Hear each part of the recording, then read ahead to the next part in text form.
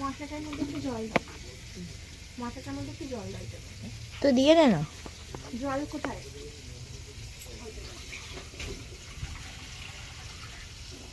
High রে বউ কেমন আমার শুনলি না বারণ।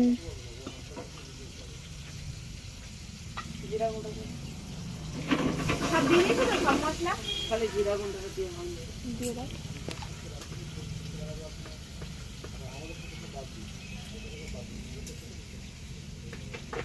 গাইস এখন পেস্ট হচ্ছে। আমার জন্য ওই দেখো চিংড়ি মাছ ভাজা হচ্ছে, আর এই দেখো আমার জন্য